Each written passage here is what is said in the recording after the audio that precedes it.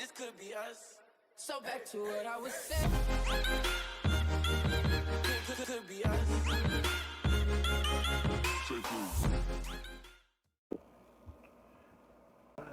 Welcome everybody to another episode of Blerd Infinite. It's the Hermit Chronicles edition. Ah, yes. Because we are down one of our lovely Blerds. Shout out to you, Brother Maine.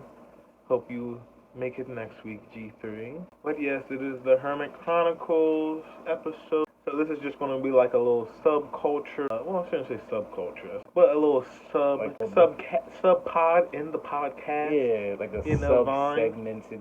Yeah, so the episodes where it's just us, we're going to call it the Hermit Chronicles. Sorry, Hermit Chronicles. And if you're wondering why the Hermit Chronicles, two reasons. One, THC, and two of our personal favorite individuals from some Blerd activities. A little anime called Naruto, or as they say in Japan, Naruto. And where you have Jiraiya, the motherfucking Sage Toad Sage, the Toad Hermit. That's my guy right there. R.I.P. Jiraiya. So you know it was that energy. Yes, and my personal favorite, the Turtle Hermit himself. For all my 90s and 80s babies, y'all know who I'm talking about. The guy, Master Roshi himself. So, we bring you the Hermit Chronicles. We represent that. Yes. So, for today, I'm going to go with our icebreaker. What characteristic do you find the most important out of these three? Loyalty, communication, love. What was the question? What out of these three characteristics do you find the most important a person should have, or like the core one of those three, I guess, or that you feel like they dictate their themselves off of? Loyalty or communication, or better yet, what do you find the most necessary of those three? What find the most necessary out of those three? I'm going to say loyalty. Loyalty. Yep, loyalty.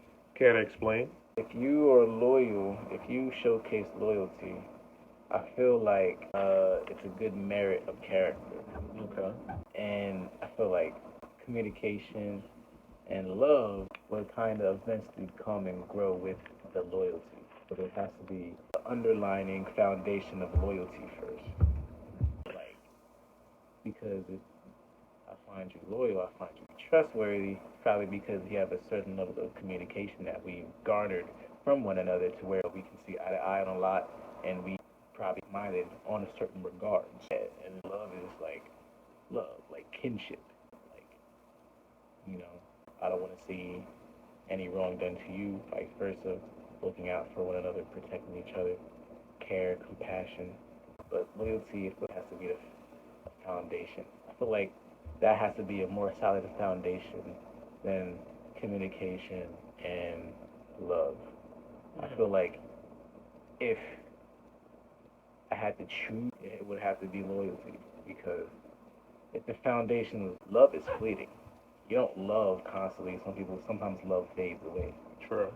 And communication, not everybody knows how to communicate with others because they don't even know how to communicate within themselves. But loyalty is something that's like, if you have that, then I feel like you can do me no wrong. Yeah. You may communicate something ill or miscommunicate to me, and you may feign love for me. But if you're loyal to me, then if you're loyal to me, you showcase loyalty, then you can do me no wrong. It's just that rapport. I can respect that answer. I like it. I'm not going to go against it. I love that answer, but I'm going to play devil's advocate for the sake of the question. I'm going to have to go with communication, only because everything you said with loyalty, thoroughly agree upon. Yet, I like a strong level of communication because of my own lacking in communication. So if you can out-communicate my communication to where, like, I feel a little like I need to get better at that. I like that because, like I said, I agree with fully what you said about loyalty. Yet, you could be loyal to me, but if you can't communicate that, if you can't translate that to me, then the miscommunication could drive me away from you.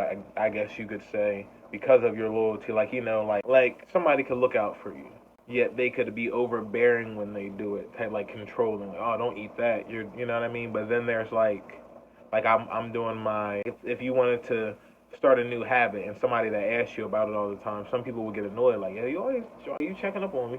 Versus looking at, oh, you know, like whether you're interested or not, you're taking the time to ask me about this something like you're conscious, you communicate it, so you listen. Because communication to me is more listen than the other part. Because if you're listening to me and you're learning my patterns to understand the frequency, and you can do that across the board.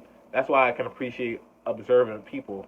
Like dogs are loyal, but I feel like cats communicate well. Because when a cat don't fuck with you, it like immediately it lets you know. Not to say a dog wouldn't, but you know, using that parably, if I use that word correctly. right.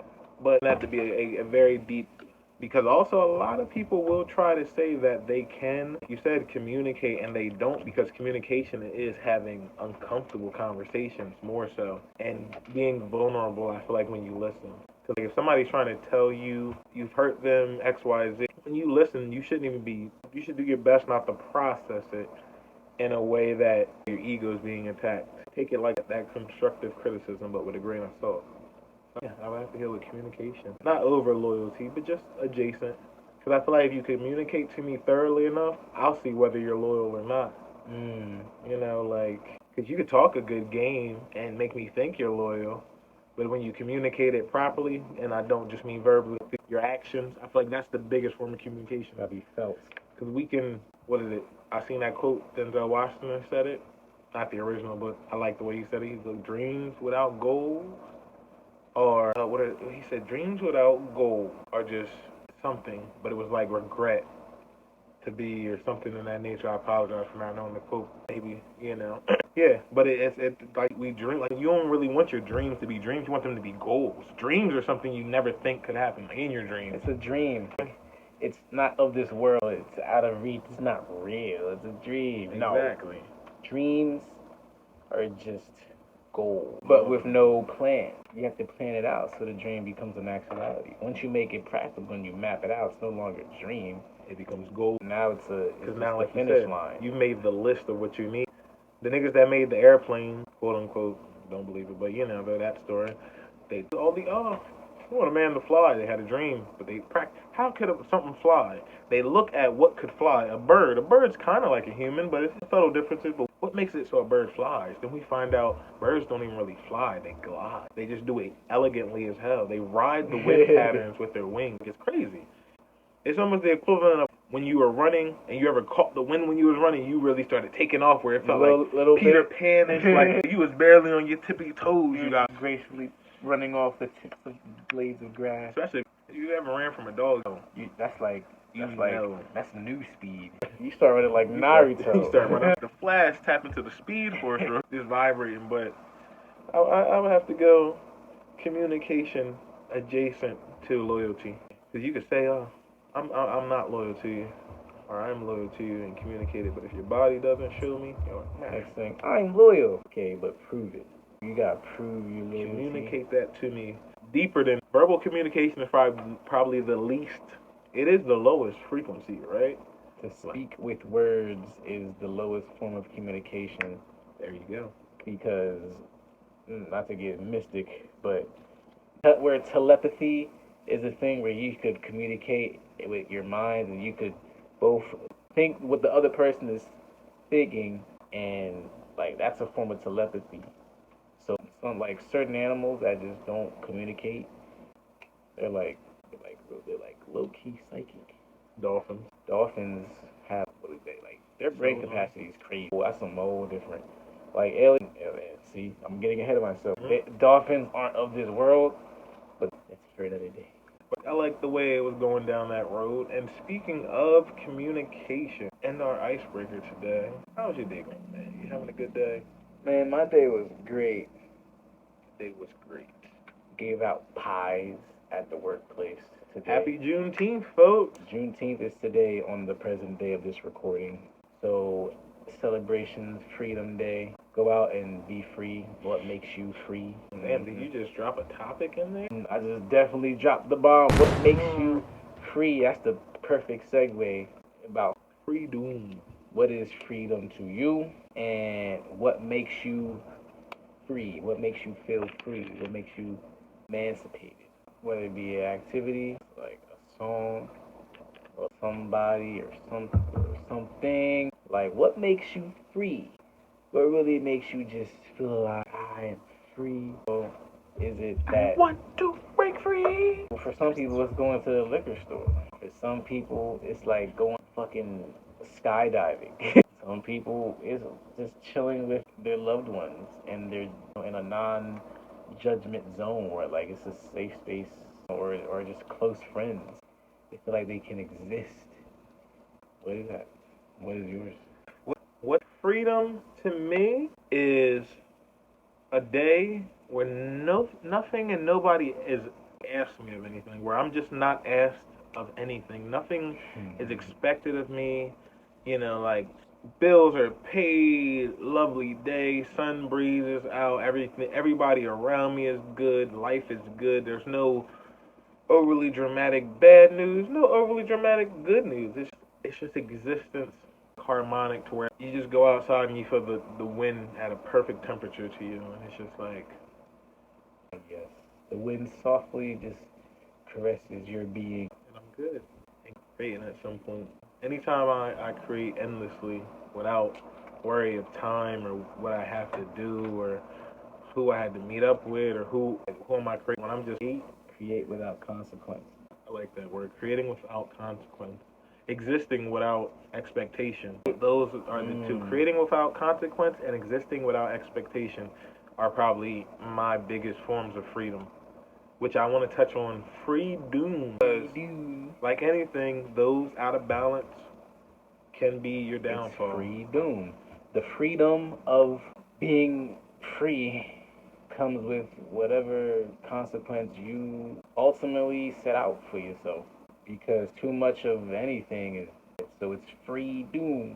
If you can free yourself to death, so to speak, that's kind of crazy to say out loud, but if you listen to it and you think about it, though, critical thinking, or as we call it, thinking. you find that if you just think like me, I like when I'm creating nonstop, but then if I get so lost in creating that I get detached from the world, like, yeah, there's a beauty that I feel like a lot of creators do go through where they blossom, they butterfly, but then the world around you is unfamiliar because you're a butterfly.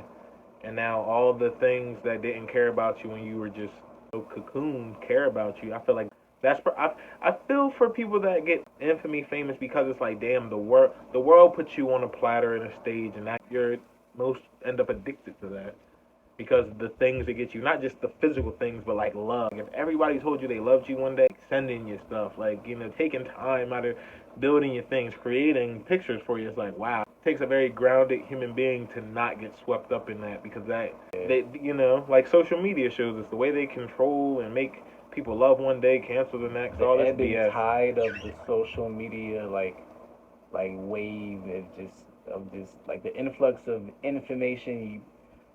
Some not so useless, but like a lot of it is like you're trying to maintain. Your goal is to not capsize. It's too many perspectives. If you capsize, then it's all over. You're gonna drown in that shit. So you gotta drown in it. Learn how to really. You gotta learn how to navigate these waters with like a pro. You know what I'm saying, you gotta be out here. I feel you. Indeed, but it's that balance. But I like that. What was it? It was no expectation of my existence and creating without consequence. Creating without consequence. Yes. Freedom. But what is freedom to you, brother? So what gets you going? What gets the people going? What gets your freedom going? You want to know what's freedom to me? The constant choice to be whatever version of myself that I want to be, and that people would just have to deal with it. That's beautiful. So being myself unapologetically, and knowing that if people have a problem with it, that's all it is. They have a problem with it. You don't like me for being me. I hate to be you. That's I'm really what pretty that cool. So that's your loss. But hey, man, I can't be the hero in everybody's story. If I gotta be the villain in yours, and you gotta be the hero in yours, and you gotta be the protagonist to my antagonistic ways that you put on me because it's gonna help your ego flourish in this reality for your betterment, whatever. I'm gonna just live my life because at the end of the day, nobody's gonna make me feel bad for being me. Nobody should feel bad for being themselves. Yet, a lot of people should be more mindful and do better to themselves, for themselves, by themselves, or accept themselves for who they are and just be who you are. But if you're going to be unapologetically, you got to deal with the energy in all senses. Because, like you said, even heroes are hated by villains. Some heroes are demonized, and all I'm trying to do is just live my best life, try to be the best me I can be. So if my best me is gonna lead you to your best you via painting me as the bad guy, then hey, we're both winning. So hey, I'll be the bad guy. But really, I'm the good guy. I'm the good guy. I'm a pretty great guy. You need to let people But like freedom, me. that's what freedom is to me. Freedom is being me at my highest potential, and nobody being able to take that away from me. Nobody being able to make me feel bad. I love the character that I am, and I express that as such. So, Self-love for you folks. when people say, "Oh, he's full of himself," what is he? What are they supposed to be? I'm full of myself because I'm in my body. Damn. My soul is 100% of my soul is operating 100% of my body. I'm literally full of myself. I'm activated, bro, and I know it. Hey, let's go. That's what I like. I'm running on fucking him power right now. I'm the Hims. him reaper, Hey, him yo. carry. Hemi Neutron. You know what I'm saying? The him genius. Yeah, I like that. What makes me feel free? What makes you so, folks? Let us know what makes you feel free when this drops. Put it in the comments. Remember, subscribe. Both of those things. Comment. Thumbs up on it. Both thumbs up. They got it. I got a crooked thumb. But that raises a question, just a little subtopic off his topic of what freedom means to you. You said you're full of yourself, and I like that because certain phrases we put such a bad, we demonize, we outcast them, but we never really break it down. They were like, Kanye's full of himself. Like you said, what else would you be full of? And not only that, this is the question, would you rather be full of yourself or full of shit? Because you can be both. But I'd rather lean towards the being full of myself. I'm not beside myself. Ooh. I'm full of myself because I know myself. Yes. But now, make sure you know yourself. Because if you get beside yourself and you full of shit, then you don't want to be that self. You nasty.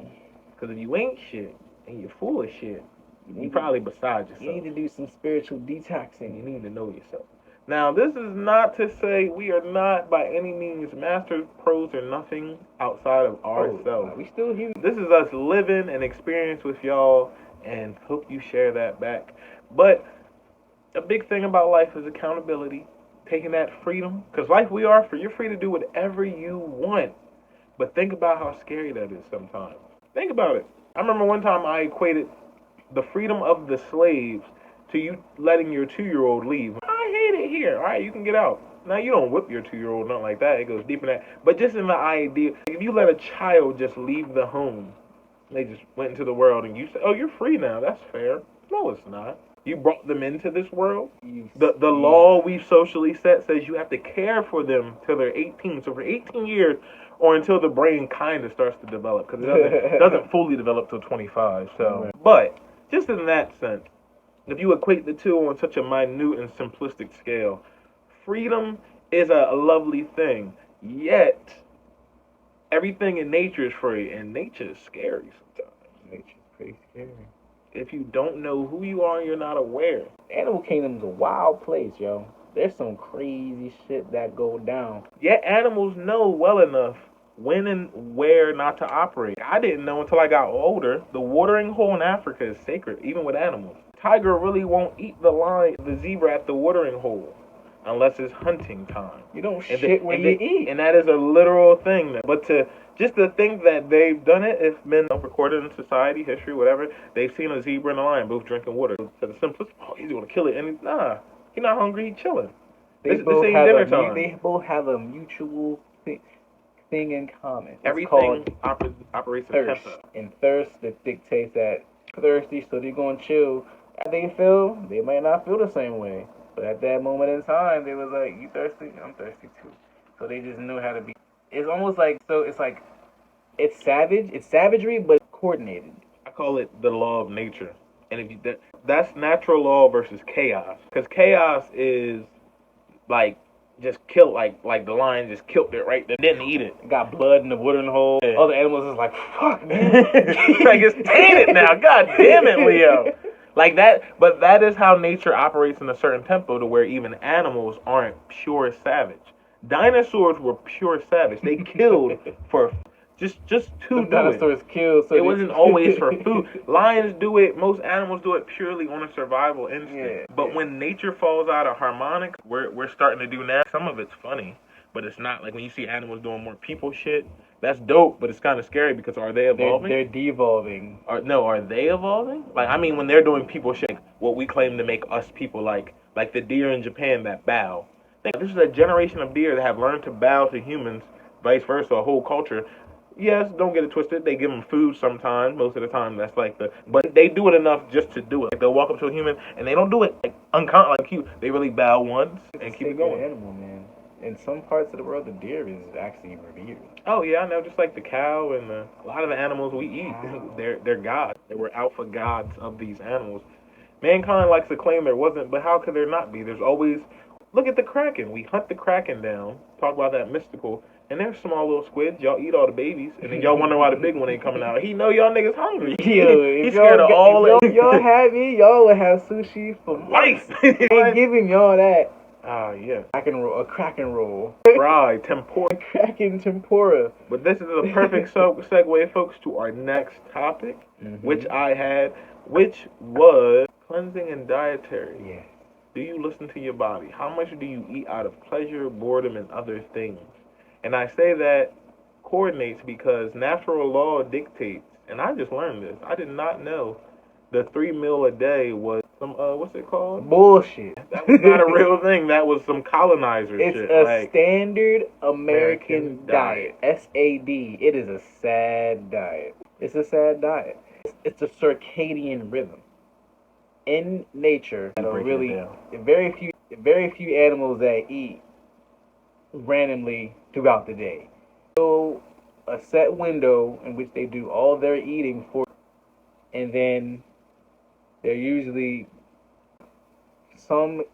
now domesticated animals will do so because they're domesticated. Like, so if you say, well, my dog is look.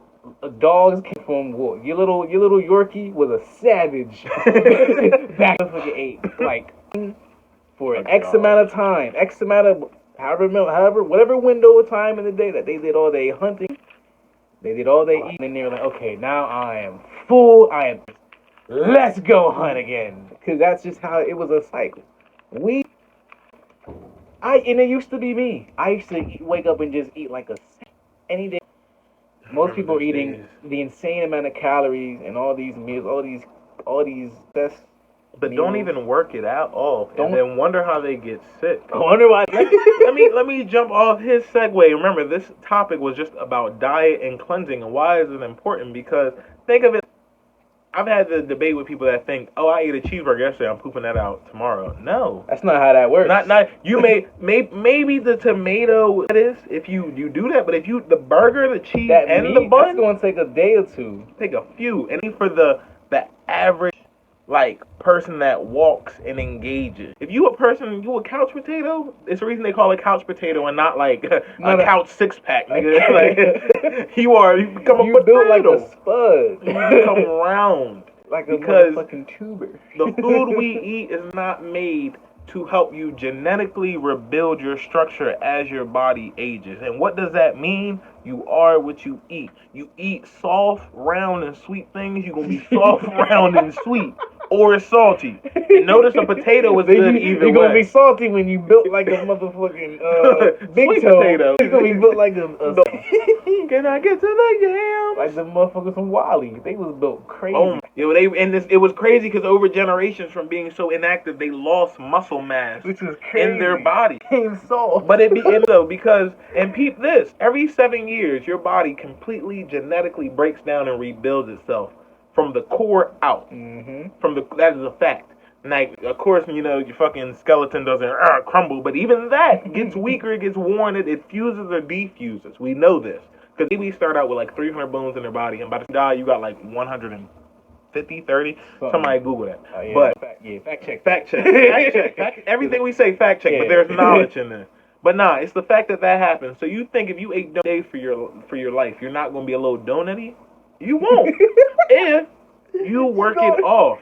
But most of the food we eat has so many preservatives in it, like the calories too. But even the how many chemicals. workouts, like the calories. You know how long you got to be on a treadmill just to work off a donut? Like 10 to 15 minutes.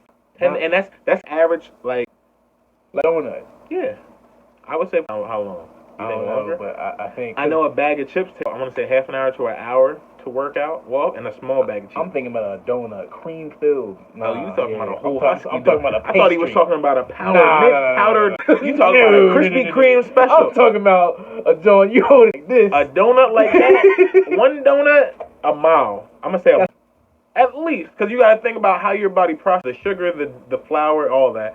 And then anything. Fact check that too. Yes, fact check everything we say. But anything white is not good for you, food wise. Mayonnaise, this guy. Cauliflower mayonnaise, white rice, bread. And don't get it wrong, you gonna see me eating a white bread sandwich. Like I seen you try that. Yeah, I know better. This man's called me the mayonnaise marauder. He is wild. But nah. It's all bleach. It's not good for you. And people get, because it's like, we wonder why we're so sick because we don't breakfast. Breakfast is called break fast because you're breaking fast. And if you really just don't eat, I started a fruit the other day. Like I'm eating fruit. I still eat my little snacks here and there, like peanuts, legumes, chocolate pretzels. But I'm weaning off to do a pure fruit and veggie for at least over a solid 30 days. No meat. And things I find to be true. The meat sweats, one. Meat really do make you sweat. Two, as you're burning all that out your system, you may notice you start to stink or you smell weird. That's two things. One, your senses are clearing up because even the shit we eat, fuck with those. And then two, you probably will stink because if you eat meat all the time and you have dead carcass, small intestine and large intestine, which is like what, 2-3 miles stretched out, that's a lot of dookie in there. That's a lot of old poop or old bile. You really think you're not going to smell when you break those things down and they come out your body? And then to think, how does your body know? Natural preservative is one thing. Nature has its own natural preservative. But like these true chemicals, like a Oreo could sit out probably for a month and nothing. Probably not really a bug. Big Mac. Like see the Big Mac? So the lady had it for like 10 years. That Big Mac never got mold on it. Nope. So what you eating ain't real, because real food has the mold. It has a time when to stay alive, you must eat things that live and die. And that since plants are alive, don't get it twisted. I could chop a Big Mac on like the floor and not know about it, and then I could come back like years later. That Big Mac will still be there. Nothing touched it. Nothing. It's gonna be like it's like people that drop fries in their car and then find it 2 months later. I'd be like, damn, you could light a fry on fire and use that as a makeshift candle. You know what else does that? A wax crayon. Yo. Don't eat Cheetos. You eating something that can... You're eating something that can withstand flames. Bro, and these kids wonder why they're so hyped. I watch these kids eat Takis in the morning. 6 in like eating Takis in your gut, your stomach. Oh, that's crazy. It's crazy. The Takis in the morning. Them shit be as blue as like the Takis in the morning with the chocolate milk combination. Oh no, they drinking like Mountain Dew. But they wonder why they regret like, oh no, yeah, cause you all all hopped up on Mountain Dew. You got all this sugar and chemicals in you. Processed sugar. You're like, I can't wait to swing on somebody who looked at me wrong too. This sugar's talking to me. I gotta do it. But it is important, folks, to do a fast. I say that just because, not to be overly put. And then I like this. Dick Gregory said this. The minute you talk about fasting, people want to talk about, oh, talk to your doctor first, talk to your doctor. You don't talk to your doctor when you do coke or any other drug, or when you drink 2 liter, like a whole 2 liter of coke, or you're bugging. You're bugging. You don't talk to your doctor when your chest been hurting, but you had another drink. You still like. You're hurt. I'm like, oh, I passed out. Yeah, them parasites is probably doing a number. Like, and that's another thing. Get them. A lot of times it's not you. If you dealing with the parasites thing, a lot of times you may got the sites and you don't even know. But you're so hungry, and you wonder why. It's because you're not the one that's hungry. You're not in control anymore. You are just feeding what's inside of you. You really getting leftovers. So whatever you eat, if you got parasites, those are them first. You getting leftovers. Remember, there's more than just tapeworms. You got plenty of parasites in meats, natural foods. That goes for fish, too, especially seafood. You got to be careful of. And don't think because you're this big human, some little creature crawly can't grow in you. It can send impulses. People don't understand how easily we're controlled by impulses. 9 times out of 10 on a daily basis, just by triggers outside. It's all so you don't know what's working. Yeah, that like wake up. Oh, it's like that the neuro. You know, we're like a meat suit ran off of like that's kind of crazy. And this is a creature born, bred, and existing purely to host into other creatures and get it to do what they want to do through impulse. I heard a video that a dude was talking on a Joe Rogan show. He was talking about there's this type of parasite that goes in the ants. Sorry, not even a parasite. It's like a fungus, like more like, it lets the ant do all its daily work, hive, the queen ant, blah, blah, blah. And then at night when it should be sleeping, it takes his brain over. Makes this nigga crawl up to the tallest bed so a bird will eat it, so it can get into the bird. Now, fact check, it might not have been a bird, it might have been another animal. But just to think, this is something you do your, run-of-the-mill day, do what you got to do, and then when they want what they want, it's time. And you can't say these things aren't realistic because some of us do this impulse control with our own vices, whatever they may be. Video gaming, smoking, drinking, overindulging with food. Plenty of us eat out of boredom. It's so second nature for us to eat out of boredom, we created something called snacks. Nothing in nature. A lion don't just keep a zebra leg for later. Like hey, yo, I got some zebra. A little ear I'm chewing I got some little hedgehog baby like in the over by the tree there. Go get you. That's why I say we all got like if any animal that's over you, it's usually to its betterment. If you get less effective because you have more. You ever seen a fat squirrel? No. It looks sad. It's like when you see rabbits that be like 4. You just see like the little. We are crazy. Look at what niggas domesticate animals and give them human problems. Like cats be having diabetes, high blood pressure. Like what are y'all doing to these? Meanwhile, niggas out here starving. You gave these animals human problems. Just so you know, diet and cleansing. Go on for it. But it's crazy to think about it. Like it's really cats out here with blood medicine. Like you gotta give snap. You can't have. But that blows my mind though, and that let's spin off into another quick topic. Are we evolving as humans, or are we de-evolving? I feel like we're hitting a slow, and this is why. I think we peaked. 2 reasons. One, physically the human body isn't doing enough for me. I know that takes eons, but then again, maybe because it all depends how you feel about autistic. I don't know. These opposable thumbs put us up there. Nah, they did. But I seen a panda doing kung fu with a motherfucking stick today. So he don't know. They moving. I seen that gorilla walking on his hind legs like he was tired of the shits in the back of the zoo. I feel like that's not. They are. These are the subtle signs, but they getting closer. But that's the thing, they getting too close. Every time I see one of them apes not kill one of them in nature, cause he know he. You think they like oh he's so nice. Nah, he knows a cat. You know there's a witness. He's like nah. No, I ain't gonna get caught. I seen what happened. They caught her. I saw it. I saw them get like down. They ain't gonna be. I feel like we're going down and we're relying too much on machines. Like don't get me an event. Granted, we could fuse cybernetics, bio enhanced, all that good stuff. But I feel like we're too worried about left things, society. Like even now, like I ain't gonna lie, we're creating a podcast. We're giving you guys vital information. It's entertaining, but we could be out here solving world hunger. I've solved world hunger like 20 times. I just always forget to write it down. Oh wait, it's easy. Eat something. But I do feel like we are the an overall civilization. Us because we don't wake up so goal oriented. Like if money wasn't a thing, what would most people do? It wouldn't be something to better society. It'd be something to better their life. If money what? Money was not a thing. It'd be something else that they would give it. But it would give a value. distraction. It wouldn't be money if it was.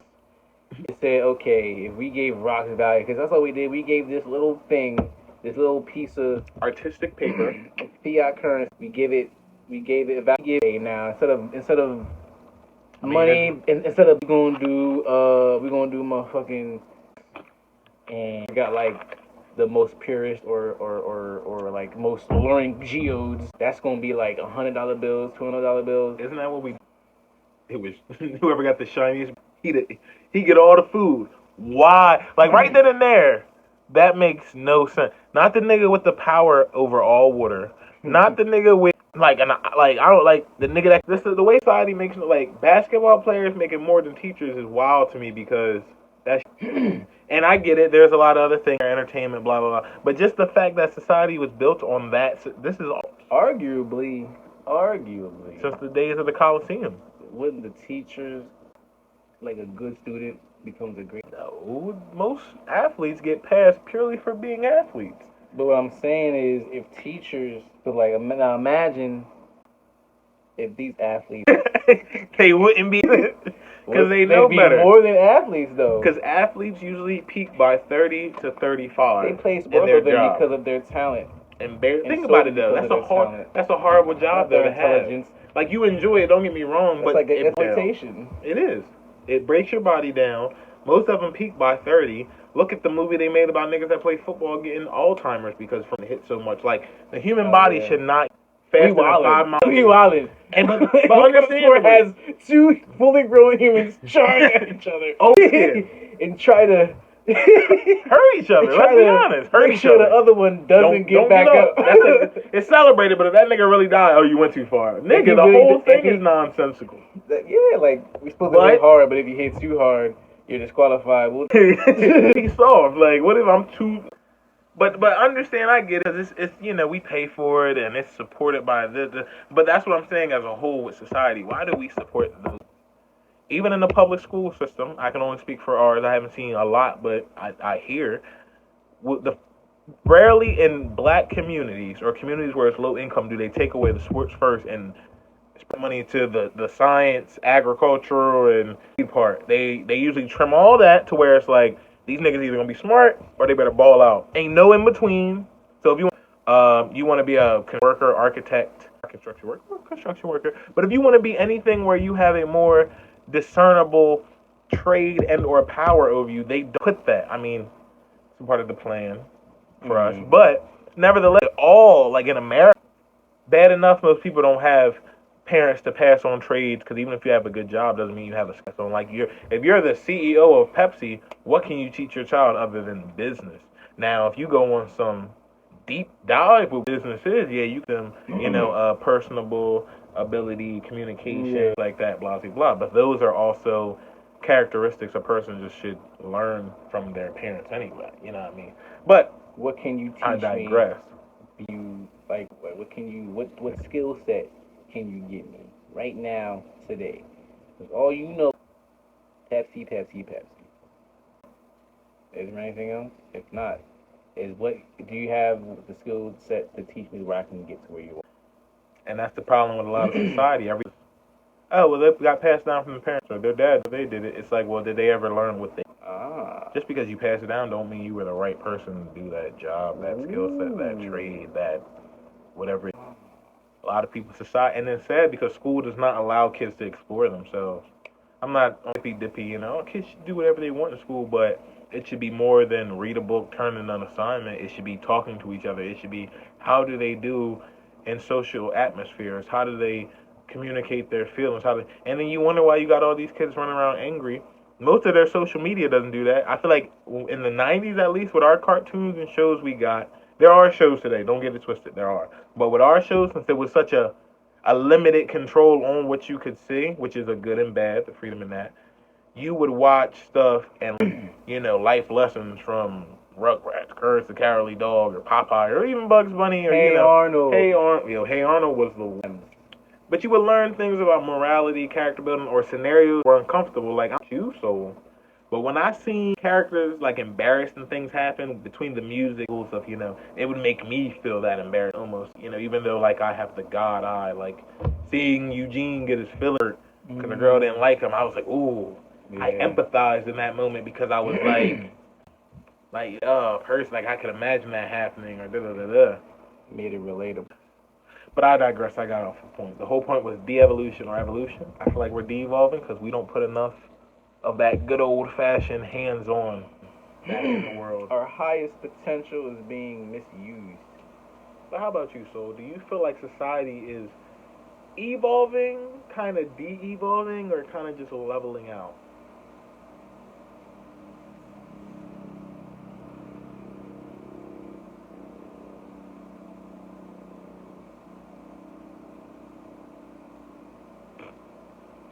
I think we're doomed. And that has been... Should I end it on that note? That would be fucking hilarious. Yeah. And that has been Blerd Infinite, folks. Shout out to Brother G3 Gets Crazy. Here, I am Trav Have of Trav Have Creations. Rewind.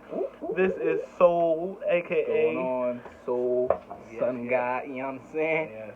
And this has been the Hermit Chronicles, episode 1. Possibilities of other episodes when it's just the two of us, it shall be. Yes, sir. Thank you for tuning in. Shameless plug, this Sunday Fun Day, 7 to 9 p.m. going down at the Catch in Newcastle, Delaware. Paint night, yes. We're going to be painting, doing fly things, having fun, music blasting. We got door prizes. We got freebies. We got your herbal essences. And we got the overall crowd that will make you sing out loud. That is right. 21 and over. Doors open at 6:30. Painting begins at 7 to 9. Be there. Don't be square. Don't be late. And last but not least, hey, yo, tell them, protect your neck. Peace. We out. I used to be up to no good, hey. Now I got all of these shows booked, okay. Now I'm the man in my whole hood.